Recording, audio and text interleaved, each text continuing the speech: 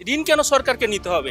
DA যে একটা আইনসঙ্গত অধিকার, সুপ্রিম কোর্টও সেটা পরোক্ষভাবে স্বীকার করে নিয়েছে। সহজে এই টাকা দেওয়ার মনে হয় ওনার ইচ্ছা নেই। আসলে আমাদের সব টাকাই গভর্নমেন্টের কাছে রয়েছে, হয়তো হাতে নেই, সুইস ব্যাংকের রয়েছে। অবশ্যই মেটাতে পারবে, শুধু সরকারের সদিচ্ছা নেই। সরকারের দাক্ষিণের উপর সরকারি কর্মচারীরা নির্ভরশীল থাকুক, এটা সরকার চায়।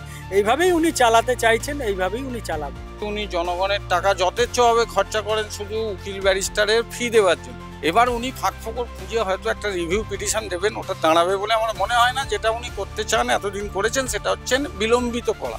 পেয়ে আমরা ছাড়বো, না পেয়ে আমরা ছাড়বো না। গত 16ই মে সুপ্রিম কোর্ট নির্দেশ দিয়েছিল সরকারি কর্মীদের বকেয়া ডিএর 25% 6 সপ্তাহের মধ্যে মিটিয়ে দিতে হবে রাজ্য সরকারকে। সেই সপ্তাহ শেষ হতে চলেছে আগামী 27শে জুন। আজ 19 তারিখ হয়ে গেলেও এখনো পর্যন্ত কি সরকারের কাছ থেকে কোনো গ্রিন সিগন্যাল পেয়েছে সরকারি কর্মীরা? এই নিয়ে সরাসরি কথা বলবো আজ সরকারি কর্মীদের সঙ্গে। তারা ঠিক কি বলছেন, কি মনে হচ্ছে আজকে 19 তারিখ, কোনো কি আশা রাখছেন? আর কোনো কি গ্রিন সিগন্যাল পাওয়া গিয়েছে এখনো পর্যন্ত? না, এখনো পর্যন্ত সরকারের তরফ থেকে কোনো নোটিফিকেশন বেরোয়নি। এটা খুব দুর্ভাগ্যের ব্যাপার। আমরা সরকারি কর্মচারীরা সরকারের সমস্ত কিছু প্রকল্প আমরাই রূপায়ণ করি।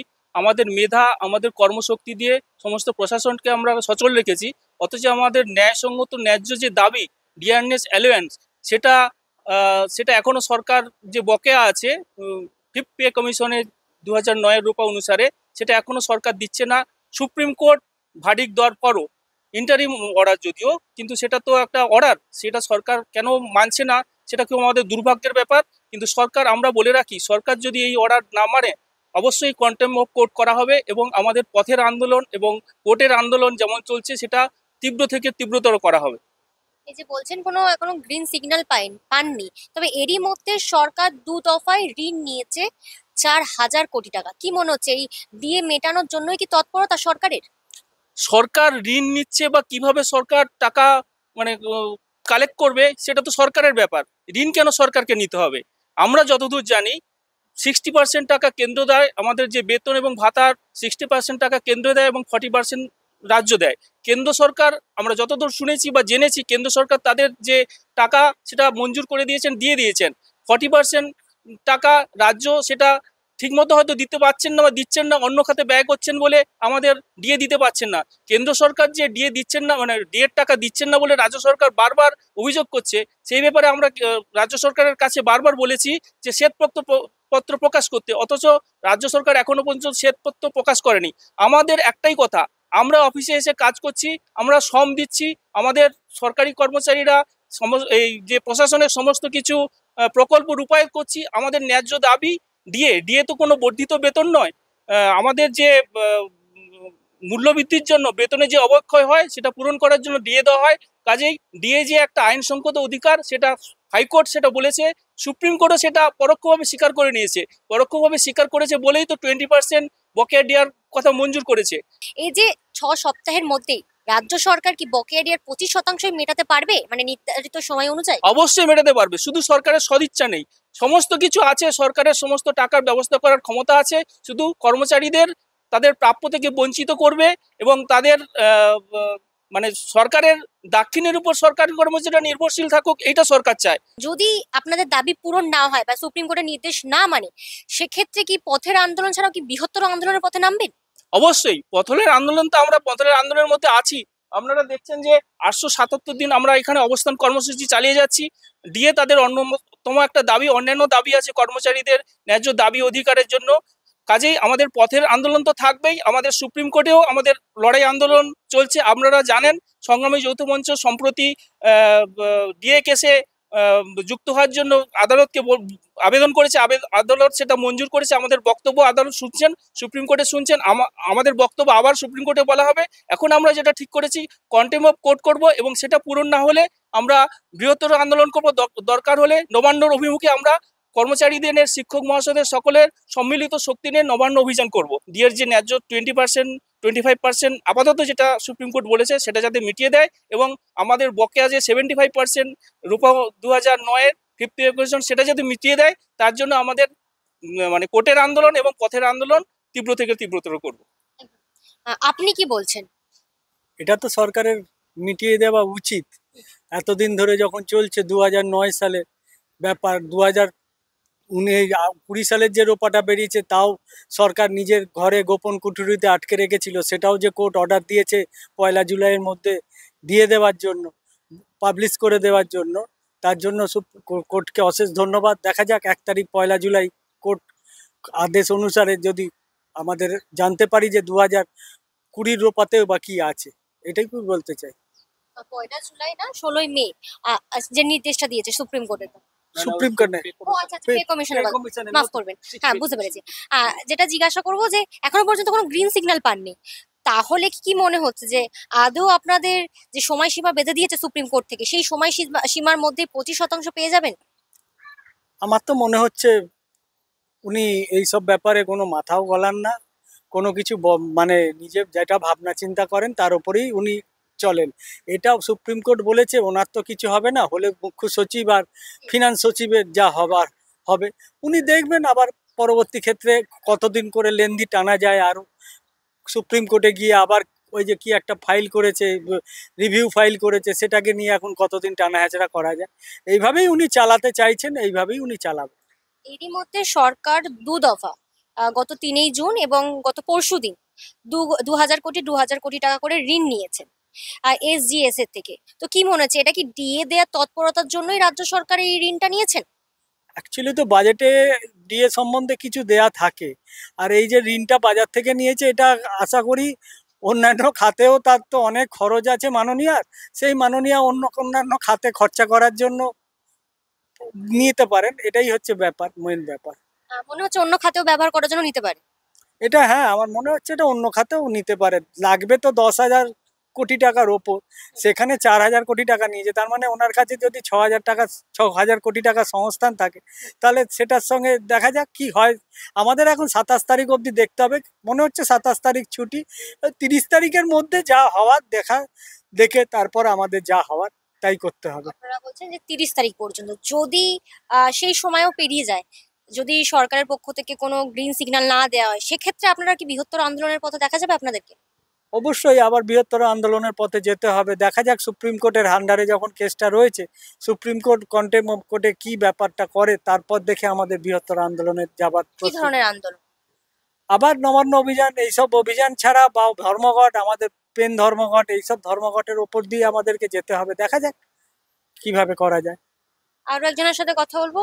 আপনি কিভাবে দেখছেন বিষয়টিকে? আজকে 19 তারিখ হয়ে গেল। এখানে কিছু বলার নেই, জানেন তো, মানে উনি উপর দিকের কর্মচারীদের জন্য যেভাবে সহানুভূতিশীল এবং তাদের না চাইতে বৃষ্টি দান করেন উনি, কিন্তু নিম্ন শ্রেণীর আমরা যারা সাধারণ কর্মচারী, এমনকি এই ধরুন অ্যাসিস্ট্যান্ট ম্যানেজার র্যাঙ্ক অব্দি যারা আছেন আর কি, বা ডেপুটি সেক্রেটারি, তাদেরকে উনি ওনার কর্মচারী মনে করেন না। ফলে তাদের নিয়ে ভাবনা চিন্তাই যখন করেন না, কি হবে? এই সুপ্রিম কোর্টের এই অর্ডার যদি উনি অন্য কোনোভাবে, মানে ওনার তো পরামর্শদাতার অভাব নেই, বড় বড় সব লয়ার আছে, তারপর বুদ্ধিজীবী আছে, অভিরূপ সরকারের মতো বুদ্ধিজীবীরা রয়েছে, তারা ওনাকে কি সৎ পরামর্শ দেন আমি জানি না। তবে এইটুকু বলতে পারেন, ওনারা হয়তো বলেছেন যে এই সব লোকেদের দেওয়ার দরকার নেই, কারণ এ তো মানে অপরিণামদর্শী লোক, এদের আর কি দাম আছে। সেই কথা ভেবে উনি যদি সুপ্রিম কোর্টের অর্ডারকেও ভায়োলেট করেন, সেক্ষেত্রে আমাদের তো কিছু করার নেই। আমরা সর্বোচ্চভাবে পথের আন্দোলন করেছি, তারপর আইনগতভাবে এতদিন ধরে সেই 2016 সাল থেকে লড়াই করছি। তারপরে সুপ্রিম কোর্টের এই ইন্টারিম অর্ডার, এখন আইনের ব্যাখ্যা তো আমরা অতটা বলতে পারবো না। আর ওনার হাতে আছে টাকা, সরকারের মানে কোষাগারের টাকা, যদিও জনগণের টাকা, কিন্তু উনি জনগণের টাকা যথেচ্ছভাবে খরচা করেন শুধু উকিল ব্যারিস্টারের ফি দেওয়ার জন্য। সেই টাকাতে আমরা যে হিসাব করে দেখেছি, আজ পর্যন্ত উনি যত টাকা উকিল ব্যারিস্টারের পেছনে খরচা করেছেন, সেই টাকা দিয়ে আমাদের এই এখন 14-18% পাই, আরও 20% মতো দিয়ে দেওয়া যেত, কিন্তু তা তিনি দিচ্ছেন না। সেই আমাদের এই অভিজ্ঞতা থেকে বলতে পারে উনি সহজে এই টাকা দেওয়ার মনে হয় ওনার ইচ্ছা নেই। তবে সুপ্রিম কোর্টের অর্ডার যেহেতু একটা বিশাল ব্যাপার, এইটা হয়তো আমরা ওনাকে একটু চাপে রেখেছে। তবে এই যে বলছিলেন 2,000 কোটি টাকা 2,000 কোটি টাকা ঋণ নিয়েছে, এটা অন্য কোনো ব্যাপারে হবে, কারণ অন্য খাতে ব্যবহার করার জন্য, অন্য কোনো বিষয়ের জন্য নিয়েছেন। কারণ ডিএর জন্য যদি নিতেন, 11 সাল থেকে কেন্দ্রীয় সরকারের হিসেব অনুযায়ী আমাদের এই সংগ্রামী যৌথ মঞ্চের সঙ্গে পশ্চিমবঙ্গ চিফ সেক্রেটারি তখন ছিলেন ওই দ্বিবেদী সাহেব, তাদের মিটিং হয়েছিল হাইকোর্টের অর্ডারে 23 সালের জুন মাসে। তাতে উনি বলেছিলেন কেন্দ্রীয় সরকার তার দেয় টাকা যেটা দেয় গ্রান্ট, ফিনান্স গ্রান্টের মাধ্যমে আর গ্রান্টি নেটের মাধ্যমে, সেই টাকা কেন্দ্রীয় সরকার নিয়মিত দিয়ে দেন। যে মুহূর্তে কেন্দ্র ডিএ ঘোষণা করে সেই মুহূর্তে সেই টাকা অংশ পাঠিয়ে দেন। তাহলে সেই টাকাগুলো তো উনি ফেরত দেননি, তাহলে কোথায় গেল সেই টাকা? তো 10,000 কেন, আমাদের হিসেব অনুযায়ী এতদিনে প্রায় 30-40 হাজার কোটি টাকাও পেরিয়ে গেছে, কারণ সেটা তো 12 সাল থেকেই উনি দিচ্ছেন না। কিন্তু 12 সাল থেকে কেন্দ্রীয় সরকার যে ডিএ গুলো ঘোষণা করেছে তার ম্যাচিং গ্রান্ট হিসেবে তো টাকা পাঠিয়ে দিয়েছে। 80% হচ্ছে সরাসরি সরকারি কর্মচারীদের জন্য, আর 60% হচ্ছে এডেড কর্মচারী, পৌরসভা, শিক্ষক, পঞ্চায়েত, এদের জন্য ডিএ। তাহলে এই টাকাগুলো কোথায় গেল? এইগুলো তো উনি বলছেনও না, কাউ জিজ্ঞেস করলেও বলেন। আমরা জিজ্ঞেস করেছিলাম চিফ সেক্রেটারি, মিটিং এর মাঝখানে কি ফোন এলেও উঠে চলে গেল। ওনাকে বলা হয়েছিল তাহলে আপনি বলুন, একটা শ্বেতপত্র প্রকাশ করে দিন যে এই টাকায় আমরা উন্নয়নের কাজ করছি, তাহলেও একটা মনে শান্তি পাই যে দেশের স্বার্থে আমাদের এই বঞ্চনা। আপনি ভাবুন, আমলাদেরকে বিশেষ ভাতা দেয়া হয়, আমলারা যে কাজ করেন নিশ্চয়ই তাদের ব্রেনের দাম আছে, কিন্তু আমাদের যে কায়িক পরিশ্রম, আমাদেরও ব্রেনের কাজ তো করতে হয়, তার কোনো দাম নেই। হ্যাঁ, তাহলে সেই ক্ষেত্রে তাদের বিশেষ ভাতা দেওয়া হয়, আর আমাদের পাওনা ডিএ। উনি বলছেন ডিএ কোনো অধিকার নয়, উনি বলেছিলেন আমাদের প্রথম দিকে তো উনি অনেক কথাই বলেছিলেন, এখন সেই পুনরাবৃত্তি করার দরকার হয় না, কারণ সুপ্রিম কোর্ট যখন 25% দেওয়ার কথা বলেছে, তার মানে ডিএ আমাদের পাওয়ার অধিকার আছে, এটা সুপ্রিম কোর্ট ঘুরিয়ে মেনে নিল। সুপ্রিম কোর্টের মানা মানে সবাইকেই মানতে হবে, কারণ সুপ্রিম কোর্টই দেশের আইন। এবার উনি ফাঁকফোকর খুঁজে হয়তো একটা রিভিউ পিটিশন দেবেন, ওটা দাঁড়াবে বলে আমার মনে হয় না। যেটা উনি করতে চান, এতদিন করেছেন, সেটা হচ্ছে বিলম্বিত করা আর প্রলম্বিত করা, এটাই উনি করবেন যদি করেন। আর যদি সদিচ্ছা থাকে তাহলে আমরা 27 থেকে 30 তারিখের মধ্যে বুঝতে পারবো যে উনি দিচ্ছেন কিছু, যেভাবে। আপনার কি মনে হচ্ছে সময়সীমায় যে বেঁধে দিয়েছে সুপ্রিম কোর্ট 27 তারিখ, তো তার মধ্যে কি 25% দিয়ে পাবেন? একাধিক অভিযোগ যেহেতু আপনারা আনছেন, এটা বলা খুব শক্ত, কারণ পশ্চিমবঙ্গ সরকারের সম্বন্ধে প্রেডিক্ট করা আর সাহারায় কবে বৃষ্টি হবে এটা বলা মনে হয় মানে দুটোই দুর্যোগ। ফলে এক্ষুনি আমাদের বলার কিছু নেই, তবে আমরা প্রস্তুত আছি। আশা করি ওনার সুপ্রিম কোর্টের কথা মেনে ওনার সুবুদ্ধির উদয় হবে, উনি আমাদের সুপ্রিম কোর্টের ধাক্কা খেয়ে হয়তো মানুষ বলে খানিকটা মনে করে এইটা দেবেন, না হলে আবার আমাদের পথের আন্দোলনে নামতে হবে। কেমন ধরনের আন্দোলনে নামবেন? পথের আমরা সর্বশেষ সেই 10ই মার্চ ধর্মঘট করেছিলাম, তারপরেও তাই সেই 24শে জানুয়ারিতে ধর্মঘট করেছিলাম। দেখা যাক এবারে, আগে একটা অভিযান নবান্ন বা এই ধরনের বিধানসভা অভিযানের একটা কি করা যায় সেটা আমাদের নেতৃত্ব ভাববে। তারপরে ধর্মঘটে যাওয়া যায় কিনা আমরা সমস্ত ট্রেড ইউনিয়নের সাথে বসে, পশ্চিমবঙ্গের সমস্ত ট্রেড ইউনিয়ন, এমনকি আমরা ভাবছি তৃণমূল ট্রেড ইউনিয়নকে বলবো, তারাও বঞ্চিত, কিন্তু তারা তাদের মোহে এই অবস্থাটা চালিয়ে যাচ্ছে সরকারের। এটা সারা ভারতবর্ষে কোথাও নেই। আমরা উত্তরপ্রদেশেও দেখেছি যে সরকারের যে ট্রেড ইউনিয়ন সরকার পক্ষে, তারাও কিন্তু পাওনা গন্ডার ব্যাপারে কর্মচারীদের পাশেই থাকে, এখানে উল্টো। ফলে আমাদের এই জায়গাটাও একটা নেগেটিভ পয়েন্ট। আমি আরো একজনের সঙ্গে কথা বলবো, আপনি কি বলছেন? আমি বলছি যে মহামান্য সুপ্রিম কোর্ট যখন 50% দিয়ে দেওয়ার কথা বললেন, তখন মমতা ব্যানার্জি বলেছিলেন যে আমাদের কোমর ভেঙে যাবে সম্পূর্ণ দিতে গেলে। আসলে এটা কোমর হবে না, ওটা হচ্ছে কলম ভেঙে যাবে। কারণ উনি আমাদের সব টাকা সুইস ব্যাংকে রেখে দিয়েছেন চুরি করে নিয়ে গিয়ে। সেই টাকাগুলো প্রিম্যাচিওর উইথড্রল করতে গেলে যেটুকু 2 লাইন লিখতে হবে, সেইটি লেখাটাই ওনার পক্ষে কষ্ট।